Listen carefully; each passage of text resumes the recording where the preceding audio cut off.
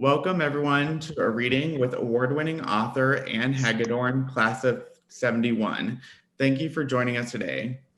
My name is Gary Fleisner, and I'm the Assistant Director in the Office of Alumni and Family Engagement. Our team is focused on creating meaningful and valuable experiences for the Denison alumni and family, and we're so glad to have you here today for the virtual event. Before I introduce our speaker, I wanted to provide a few housekeeping notes. First, we are recording this session and plan to post the recording on the alumni website.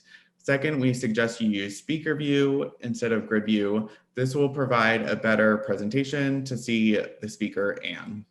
Third, we'll be using the chat feature during the presentation. So if you have a question or comment, feel free to put it in the chat and we'll do our best to address it at the end. And with that, let's get started by introducing our presenter. Anne Hagedorn is class of 1971. She is a former staff writer for the Wall Street Journal and is an award-winning author of 6 narrative nonfiction books that embrace a broad range of topics and were widely reviewed with coverage in publications including the Wall Street Journal, the New York Times, NPR, Time Magazine, and the Washington Post. She is a graduate of Denison University and the University of Michigan and Columbia University's Graduate School of Journalism.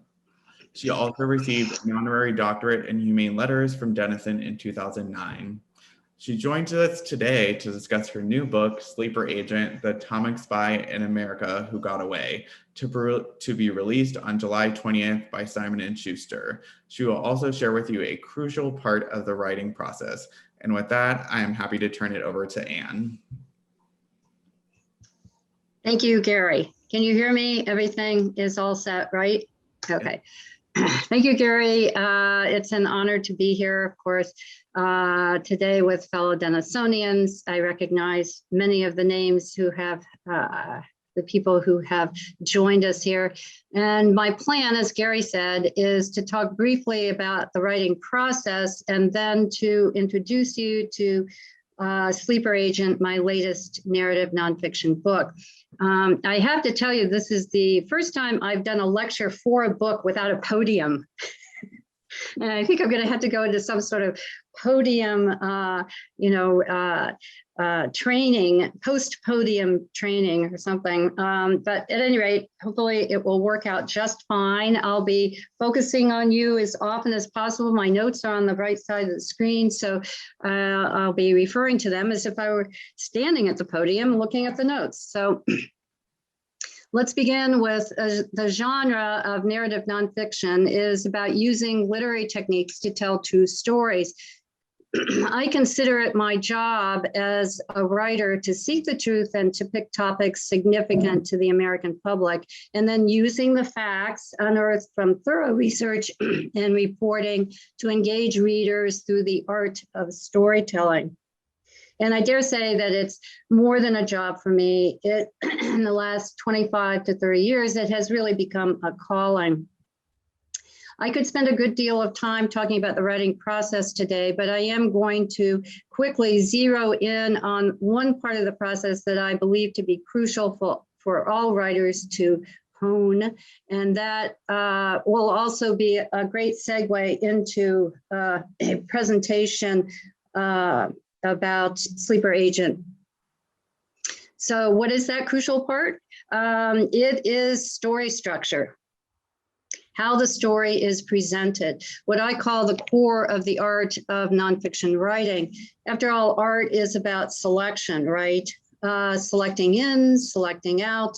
Story structure is about the selection of details from your research, your reporting. It's about the order in which you present the facts, what to include, what to exclude, what to put before and after what. Structure is paramount to achieving literary art because obviously the art in all parts of a piece of writing exists purely in the arrangement of words, sentences, chapters. It's about the order of the facts, the descriptions, the quotes. Very basic, yet very, very profound. It's the part the reader doesn't even notice. It's what I call the hidden struts and braces beneath the hull. And I see it as a great mix of discipline and creativity because sketching out the story structure requires lots of discipline, of course, and allows the release of the creativity of writing with good results. One of my editors at the Wall Street Journal, who was very into story structure, wanted all of his reporters in his group to thoroughly understand it and study it, used to say that story structure translates passion into form.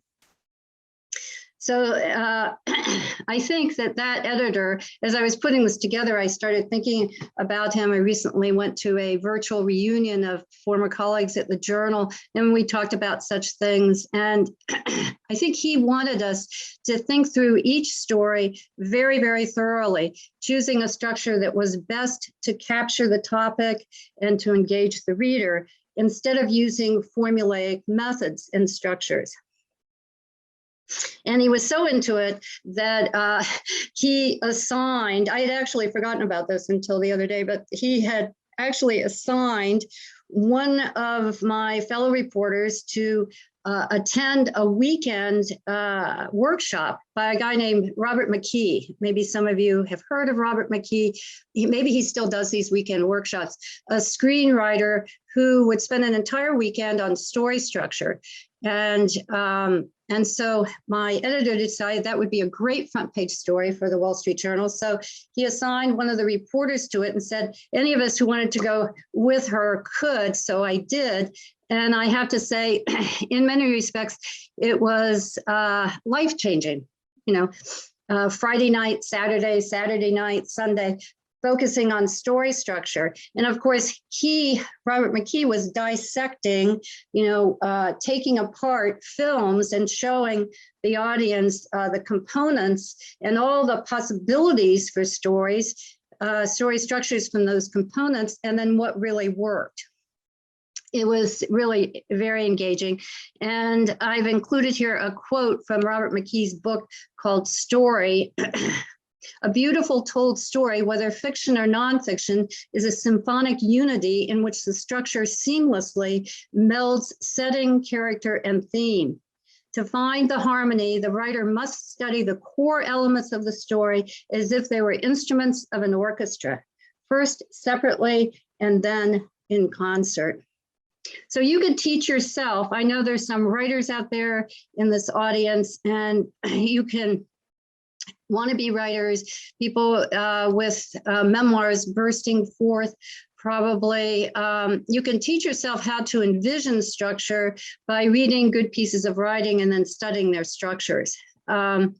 Actually, as I said, what McKee taught us to do, dissecting them. And the same with movies, magazine pieces. So after reading a good book, seeing a movie that you really like, see the movie again, take a notebook, read the book again and dissect the structure. Anyhow, so it's the ABCs of learning story structure: articles, books, cinema. So I'll give you a quick example with my current book, which is the biography of a World War II spy. Actually, I have to begin that with a very quick elevator pitch. I don't know how many of you know what elevator pitches are. I'm sure you do. I really didn't until 2 books ago, I guess. But anyhow, the author's standing in the elevator and somebody says, "So how are you doing? What are you doing?" "Well, I just completed a book." "Oh, what is it about?" Then you have 60 seconds to explain what the book is about before, people start getting out of the elevator. So I'm not sure my elevator pitch is 60 seconds, but one of you in there, I'm sure, is going to time this. So here it is. Sleeper Agent is the biography of the only Soviet military spy to have full security clearance in America's top secret project to build the first atomic bomb. He was a U.S. Army corporal, born and raised in Iowa, who charmed everyone he met. And blending into American culture, he loved baseball. Actually, he could reel off the history and stats of every big league pitcher. And he played bridge, and he could recite verses from Whitman and Longfellow. All the while, he was sending atomic secrets to Moscow to help build their own atomic bomb, and he was never caught. So hopefully that was 60 seconds. On a deeper level, beyond the expected intrigue of an espionage drama, Sleeper Agent delves into the psychology of the spy, showing the hopes, fears, and beliefs that spurred his decisions and accomplishments. The narrative reveals the details of his self-designed tapestry of lies and half-truths, and thus it depicts a traitor, of course. And yet the reader also gets a glimpse at the side of him working hard as a dedicated scientist and surviving furious waves of anti-Semitism in both Russia and America.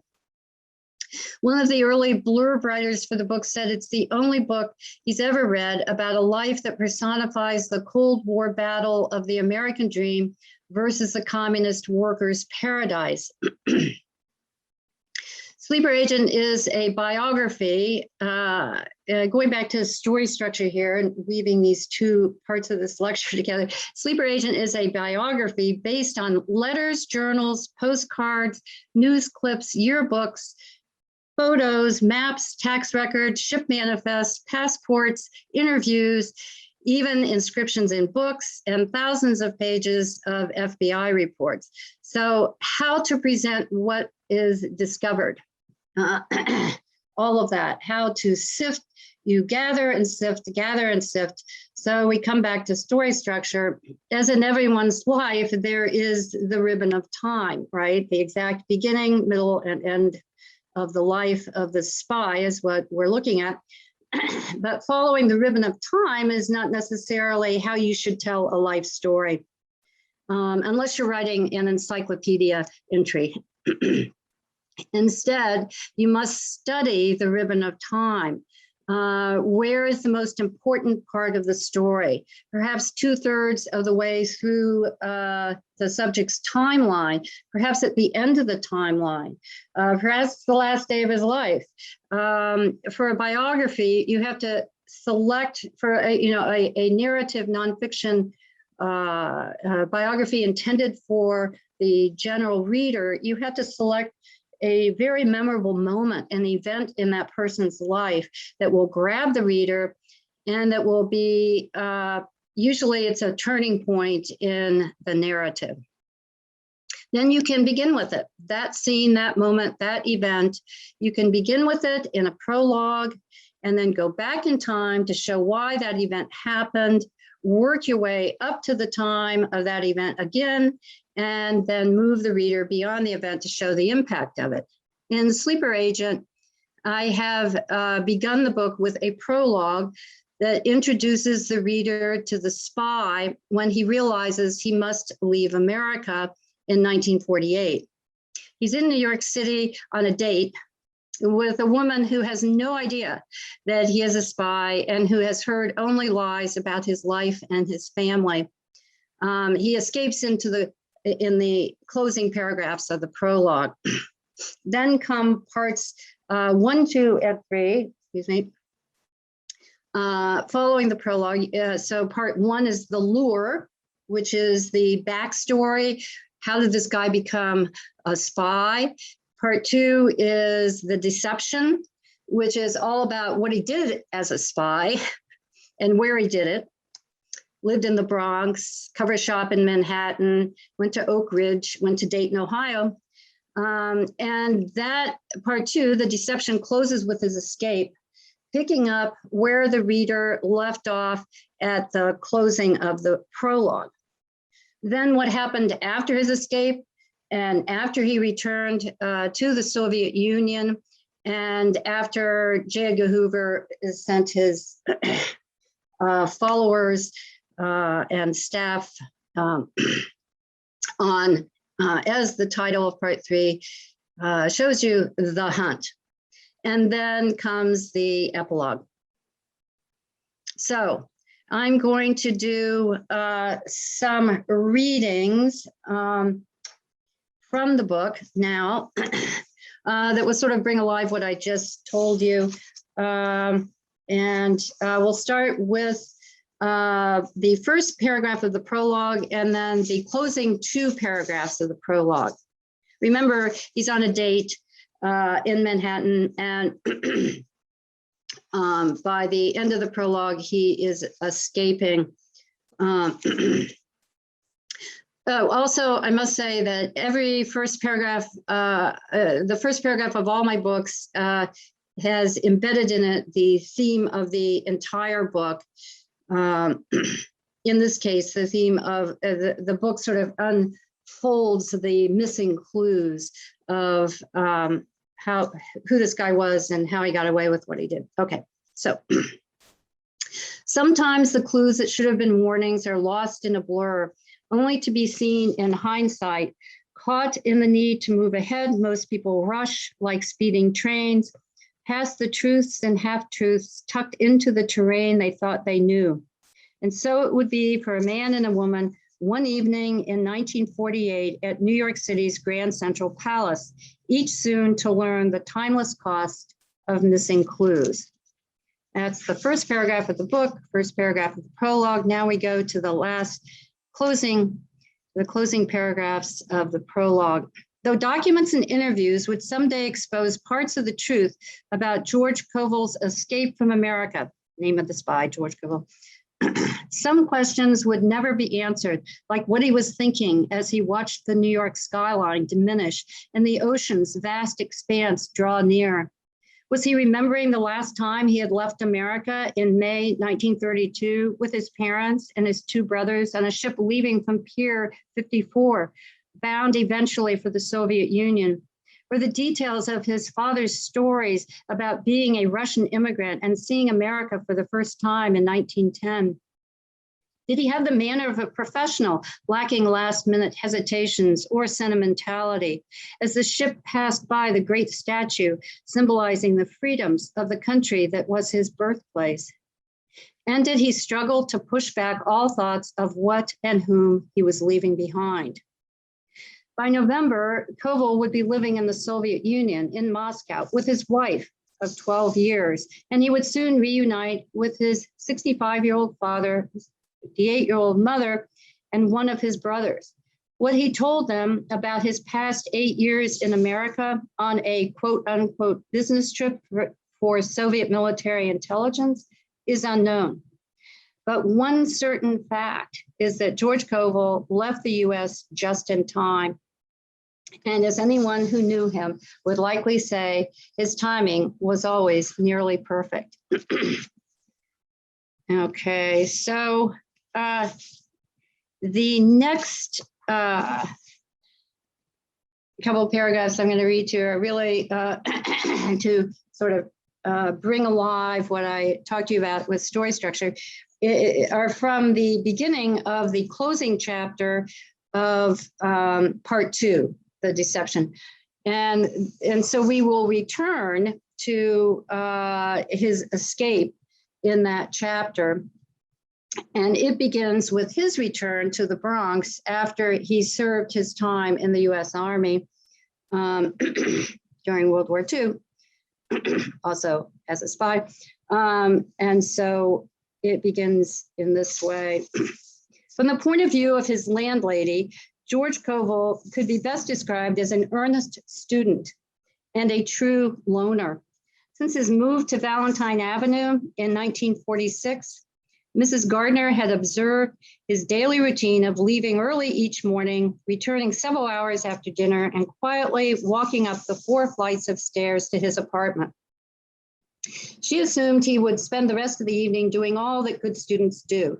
The fact that he earned his City College of New York degree in 2 years did not surprise her, largely because his studies were the center of his life, from her point of view, that is.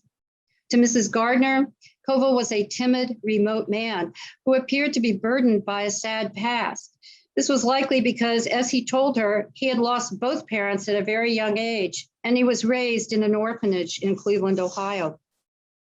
Quote, he supposedly had one aunt who never took much interest in him, unquote. She would later tell the FBI.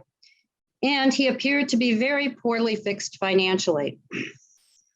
However, when away from Valentine Avenue, Koval was no melancholy introvert bordering on poverty. As one of his CCNY friends would later say, quote, he was very popular at school, Everyone liked George, unquote. And because he was older than most of his classmates, he had, quote, a moderating influence in virtually all forms of discussion, unquote. He also had a reputation for being quite the ladies' man. Okay, so where are we minutes-wise, Gary? So I have to choose between two readings here. Okay. You have time, so whatever. Okay, yeah. So one will last 4 minutes and one will last 2, I think.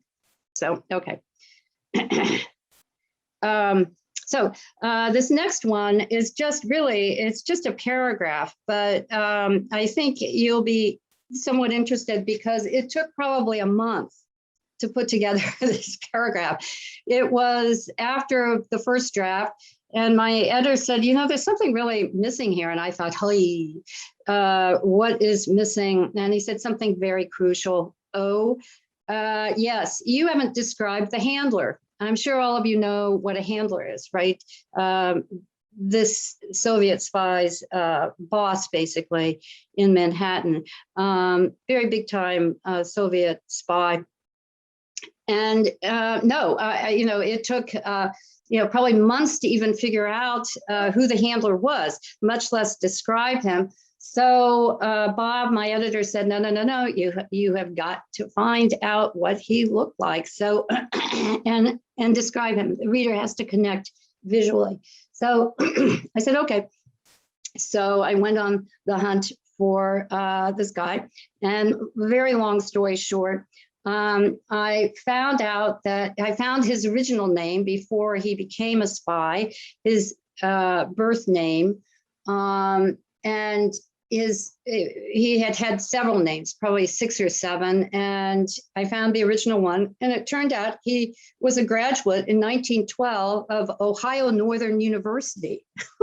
And so I got the yearbook and saw the picture of him. That was very helpful. And then I got FBI files for many of the names that he had used, and then saw the interviews, read through all the interviews about him from people who'd worked with him or for him or against him. And so this is what came out of it. With his rimless glasses and expressionless face, Lassen, his name was, as a spy, was Benjamin William Lassen, a man of medium height, about 5'7", seemed quite ordinary. His thin brown hair, excuse me, his thin brown hair had shown specks of gray at an early age. And by the time Koval met him, the graying around the temples was a solid feature, as was the diamond stick pin he always wore on his tie or lapel. What made him blend into a gathering of strangers and yet stand out among acquaintances was the fact that he rarely smiled. By most accounts, he exuded an aura of skepticism and caution. A former colleague would describe Lassen as, quote, very private and discreet. He was a man with whom few wanted to spend time due to some unknown fear of him, unquote. Maybe it was just his silence. He looked hard at people, said so little.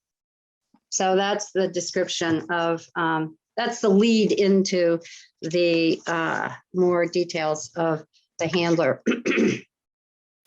Okay, so now in closing my readings, I thought it would be fun to read you, kind of interesting to read you this part. This is the very beginning of the closing chapter of the book. And the title of the chapter is Exposed. The grand opening of the newly constructed U.S. Embassy in Moscow in May 2000 was one of those events that seems to exalt and shame simultaneously. Pride must have glazed the walls as the speeches rolled out and the glasses clinked, for there was no doubt that the postmodern building of stone and glass was quite an architectural and political accomplishment. At the same time, the occasion was a disturbing reminder that the entire project had taken more than 30 years to complete, a time during which high-profile gaffes had earned America's Moscow embassy such headline images as, quote unquote, bungled and bugged. After a 1969 agreement to proceed with a new embassy, the construction finally began in the fall of 1979, with directives calling for the Soviet Union to use its own labor and materials to build the basic structure. The host country was also given the right to review all architectural drawings for the building's frame, quote, to ensure that it met local, that is Soviet, building codes and standards, unquote. But 6 years later, the Soviet workers were ejected from the site and work was suspended after Soviet listening devices implanted in concrete pillars were found in the structural shell of the building. Then it would take many more years for the US and the USSR to agree to a solution for dealing with such permanent eavesdropping systems, while Americans debated the prickly issue of slipshod scrutiny. A former defense secretary and CIA chief, James Schlesinger, said at the time of the discovery, quote, the culprit is American complacency, the tendency to assume that the Russians are technically inferior to us and that we can handle them, unquote. In his testimony after investigating the blunder, he called it, quote, the best bugged building ever built, unquote.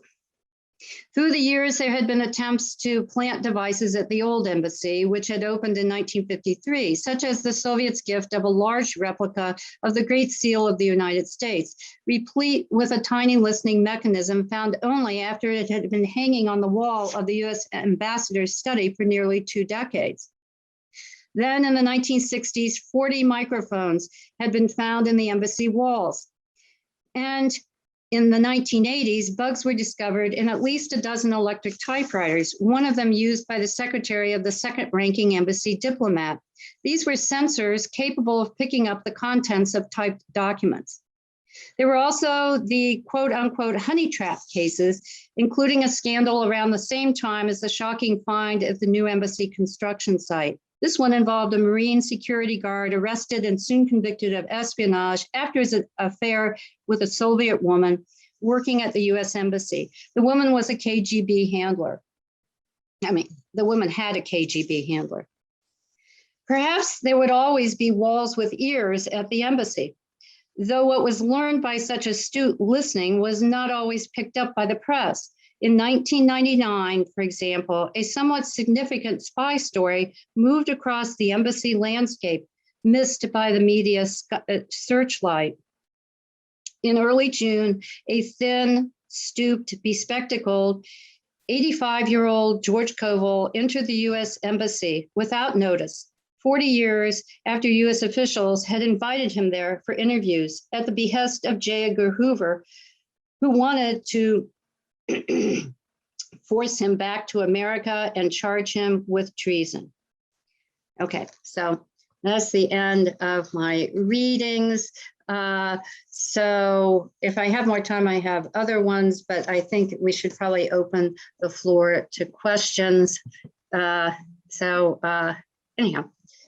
Oh, and then actually, I wanted to close this with a couple quotes from other writers. Do I have 1 minute?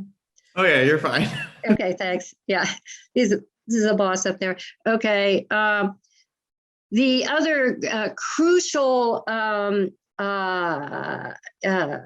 skill in writing is the habit of writing. Besides the story structure, and story structure comes easily after much practice. So I culled a few favorite quotes about practice. One from John Gardner, who wrote the book The Art of Fiction, which is applicable to nonfiction as well as fiction, of course. Practice for the writer as for the concert pianist is the heart of the matter. Mastery is not something that strikes in an instant like a thunderbolt, but a gathering power that moves steadily through time like weather, unquote. And then another one about practice from Walter Mosley, the novelist, fabulous writer, Walter Mosley. I know I have a novel in me. I often hear people say, but how can I get it out? My answer is always the same: every day. unquote. So I will close with that. Yeah. Thank you, Anne. Yeah. Yeah, if anyone has any questions, put them in the chat, and then I'll say them to Anne.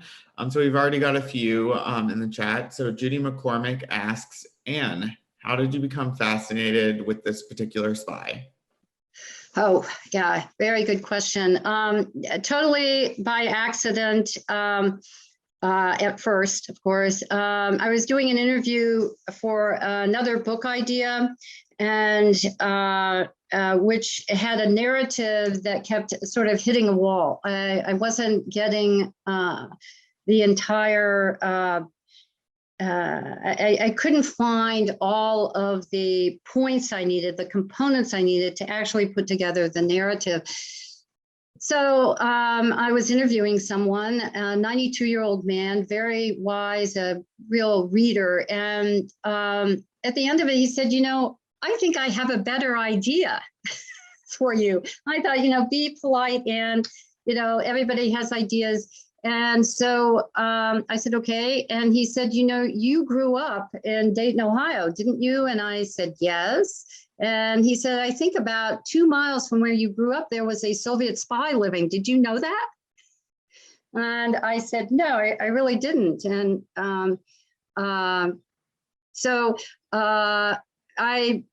then I went on with the reporting on that particular book, and it became more and more curious, of course. And then I Googled that, found 2 articles, one written in 2007 and one written in 2009 about that spy.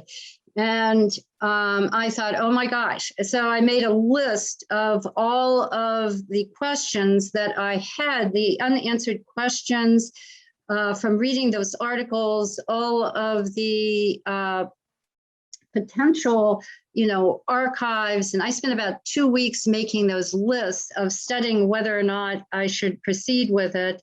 And then using skepticism as a tool, basically, because I was still skeptical. And I just sort of dove into it. And after about 2 months of reporting and research, I realized, yes, it was definitely true. And then went to my editor, my agent, discussed it, and moved forward. So that's the short version of the answer to your question. So yeah, and then it just kept growing and growing. I had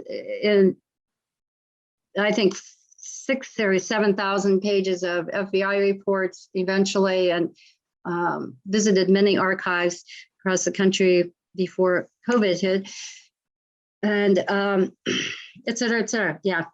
So hopefully that answers the question. Yeah. Great. So Catherine Weigel has a question kind of about the timeline. So how does this timeline cross over with Kim Philby and the Cambridge Five? Right. Yeah. Very good question. Yeah. The whole part in part 2, the deception, is the story of how this guy fit in with everything else. And all the other Soviet spies. And so it would take me probably 25 minutes to answer that question.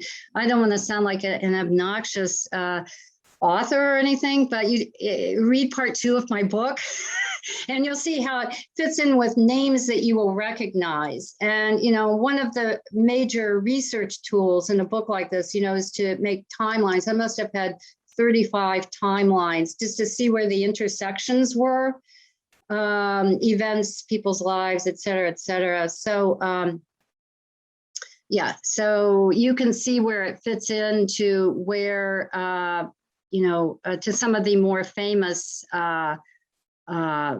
spies and, spies who were caught. I mean, our guy wasn't caught, right? So he didn't become famous. Yeah, kind of, I guess along those lines. So what happened to George Koval after he returned to the Soviet Union? Yeah, well, that's part 3. And actually, I think Publishers Weekly said that the most fascinating part of the whole book is part 3, when he returns and what happens to him.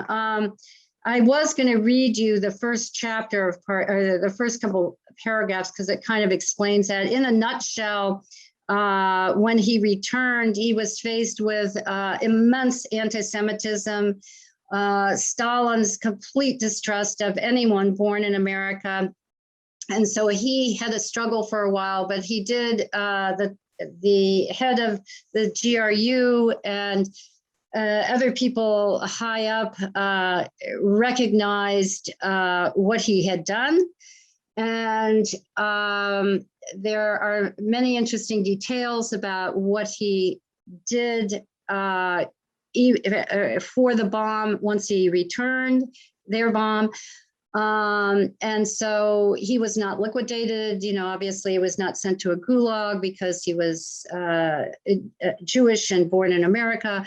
I'm sure he was suspected of being a double agent. In fact, I know that, all kinds of things, but because of a lot of different records, et cetera, he was, let go, and eventually he has a pretty interesting life. But that process, when he first gets back in late 1948, and what he does actually up to and through Stalin's death in March of 1953 is pretty fascinating. This guy was a strong character, I'll tell you. Strong human being. Yeah. So Jim Somerville asks, did the spies' treasonous activities result in any loss of American lives? Oh, no. And no, well, I don't know. Who knows? You mean in relation to what? You mean directly? Did he kill anybody? And no, I don't think so. He was a science spy. And that's the other thing that's in the book. I almost read that part to you. Very fascinating. The Soviets had this whole network and plan. They sent students to MIT and Columbia to study science, and they were trained spies. And the science spies were trained to send information of scientific importance, such as the making of an atomic bomb, back to Moscow, not to go out and kill people. And I still,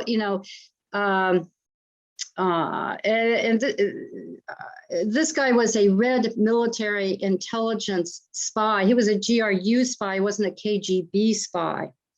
And so there's a difference. But anyhow, no record of that, no evidence of anything like that. But great, thank you. So Helen Graves has a question kind of about writing. So how did you find an agent, and then which I assume is the person you who pitches to the editors in the book? So can you kind of talk about getting that process started as a writer? Yeah, that I should write a book about, actually. But very quickly, I've had the same agent since 1991. This is our 30th year together. So that was not a problem. But I've worked with people to try to help them to get agents. It's a process that requires lots and lots and lots of study of your genre, of the agent's genre, and many letters sent out. But it is definitely achievable, and it's very important. My agent specializes in nonfiction. She loves narrative nonfiction and journalism. But she also does fiction, and you can always work through me to connect to her if you want to. I can't guarantee anything, but I'm always here. I always try to help people at that point. Yeah. because it's very important to have an agent. The agent is your bridge, your conduit to publishers. But I also have two friends who didn't have agents at all and found publishers. But anyhow, if you're in the midst of a project, you should just give me a call sometime, not in the next couple months, but like sometime in the autumn. And I could help you maybe. Yeah. Yeah, cool. Dana Kimball asks a really interesting question. So how challenging was it working with the federal government in your research for this book? Well, let's see. Let me just read you the line. I had to thank, I used the Freedom of Information Act, and with the help of the Reporters Committee for Freedom of the Press, sort of honed my skills in that. I thought I knew how to do it, but there was a lot more to be learned, I think. And especially in the administrative appeals to try to get the blocked out parts taken out. But anyhow, there's this one line in the acknowledgements that Dan, I think you appreciate. I must thank, now wait 1 second. I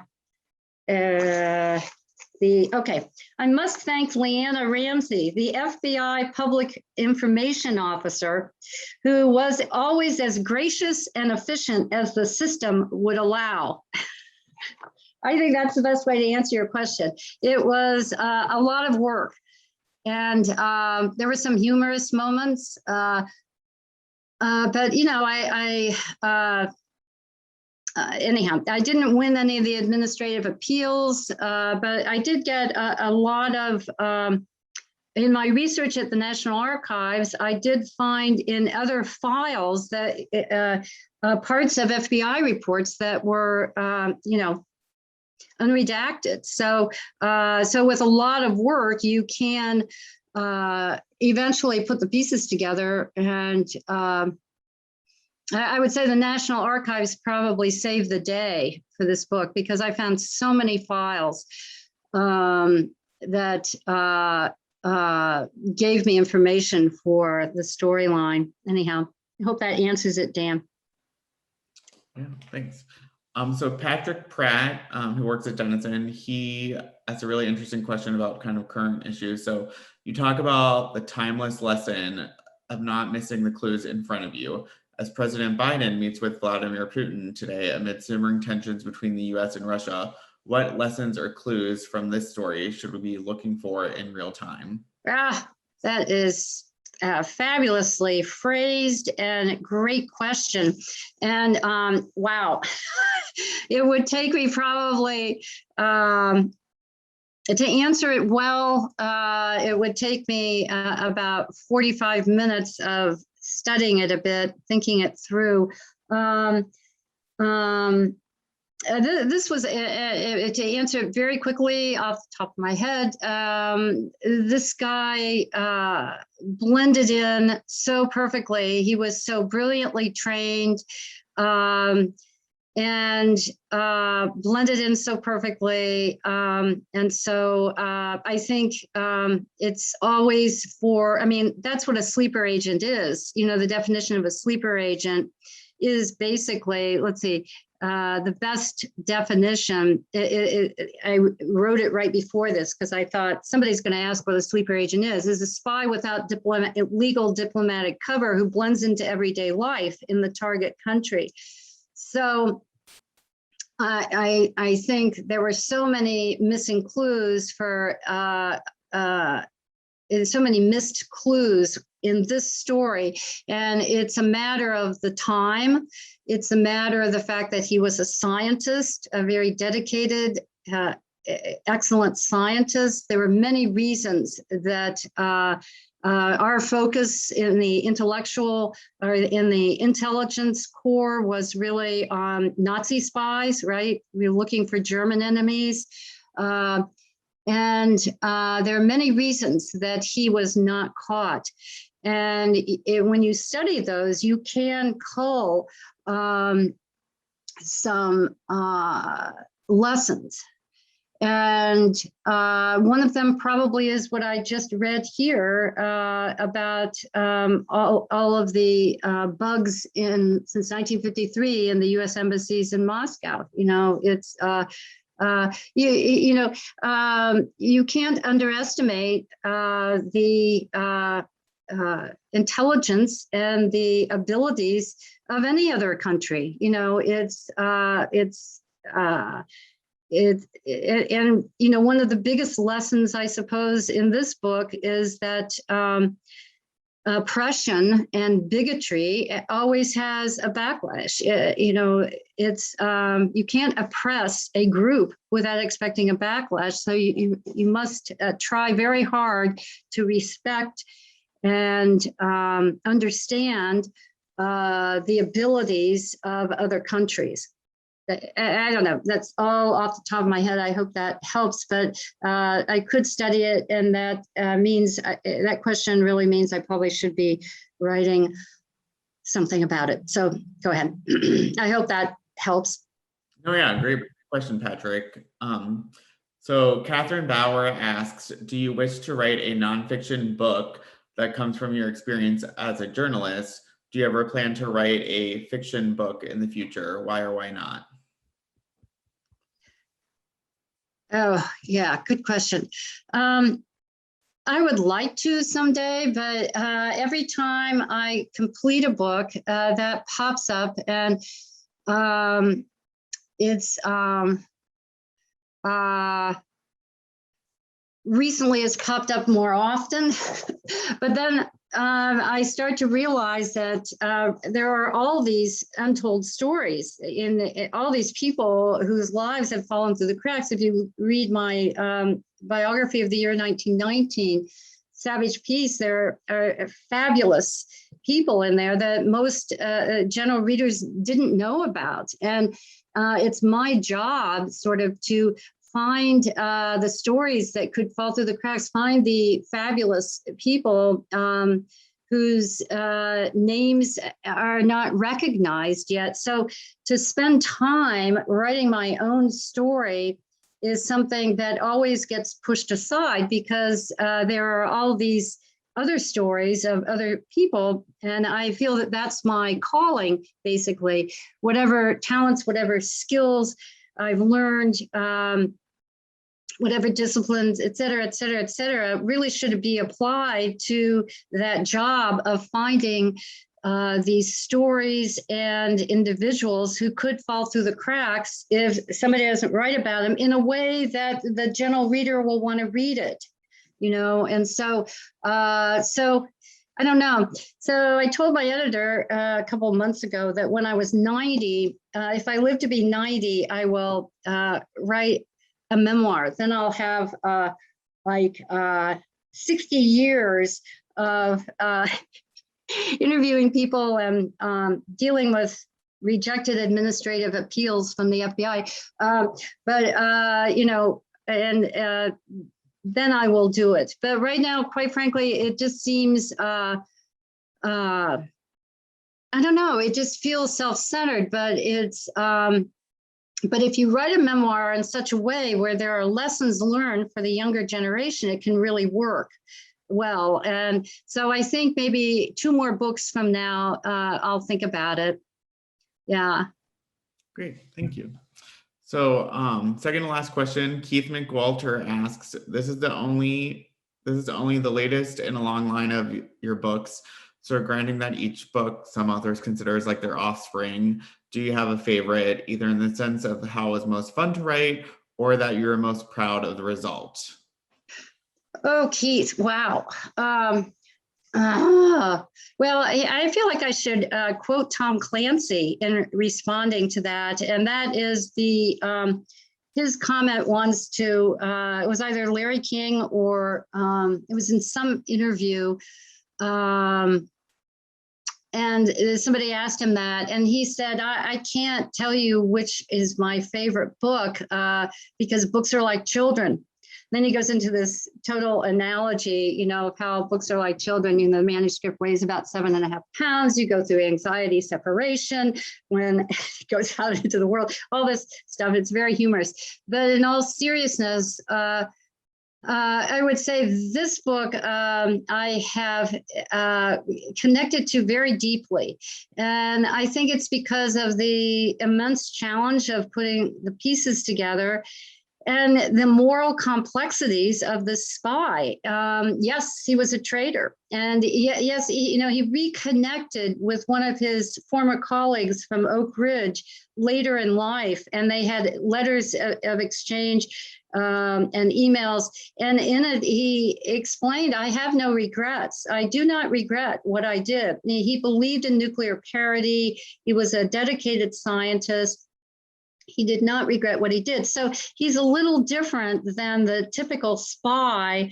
And yes, I know he was a traitor, but also a writer has to put his or her, feet in other people's shoes. And so in order to bring them alive. And so I just found it really fascinating. I mean, this is a person who was very loyal to his family, loyal to his beliefs in trying to end oppression and this, that, and the other. But for us, he was a traitor. That's complicated and rather fascinating. So I would say Sleeper Agent and Beyond the River are my third book, which is about the diverse group of abolitionists out here in the Midwest who really formed the foundation of the Underground Railroad. Those people dedicated themselves to,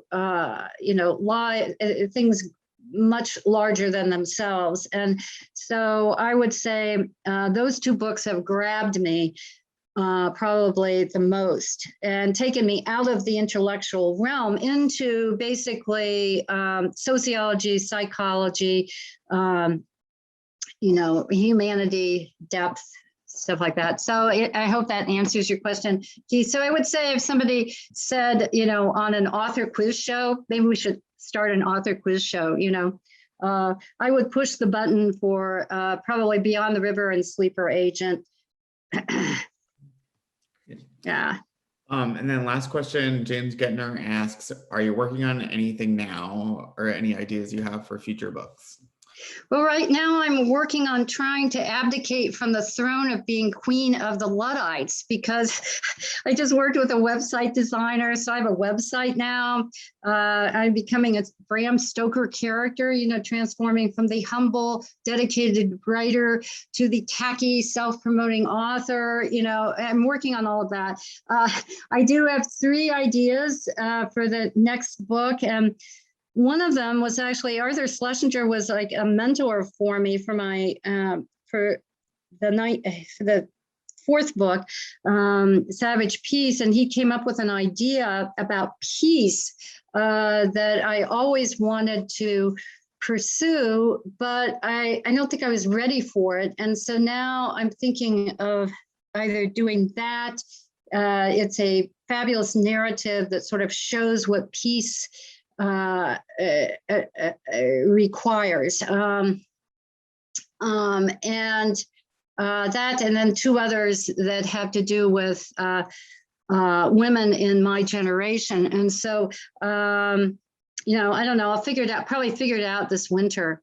But right now I've got to stay focused on Sleeper Agent. So, and become the tacky author, buy the book. No. Just kidding.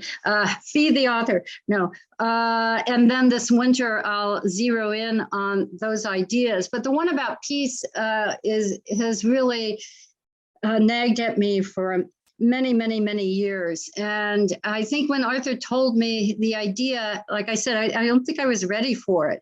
And now I am. So that's probably what the next book will be about. It will be about, it's a true story about a man and a woman who made a huge difference in peacemaking in the world. So anyhow, we'll see. Great. Thank you so much, Anne. So I really want to thank Anne Hagedorn for all that she shared with us about her new book, Sleeper Agent, and the narrative nonfiction writing process. We really appreciate you being here today. We'll Thank you. send the links out for the books if you would like to purchase it on pre-order. As a reminder, I'll sell the book for you, Anne. It comes out July 20th, so you can be sure to order it and then have it delivered to you, or feel free to find it in a nearby bookstore near you. We'd like to thank all of you for joining us today. We hope it's been interesting and meaningful for you to participate. Just now, I'm including a survey link in the chat function. We really appreciate any feedback you have about our events as we continue to host them throughout the year. In addition, your gifts to Denison provide students the resources while they continue to be on campus for the fall. So if you're interested in donating to the college, you're welcome to support Denison in that way as well. I want to remind everyone we do have a few upcoming events as well. So currently the Denison Dash is happening. So if you're interested in walking, running, we're actually hosting a virtual 5K. And that runs until June 23rd. So you can participate in that and sign up here as well. And then next week, we're having an event next Wednesday. It's the first Industry Insider event, and we're doing careers in sports. So if you're interested in career in sports, or currently working in career in sports, or just want to hear from our great panelists, you can attend that as well. And that's happening next Wednesday at 5 o'clock. So you can sign up here if you would like. And thank you, Anne, again, and thank you all for attending. I hope you have a wonderful day. No, thank you. Thanks, Gary. Thanks, everybody, for coming. Yeah. Bye, everyone. Have a great afternoon.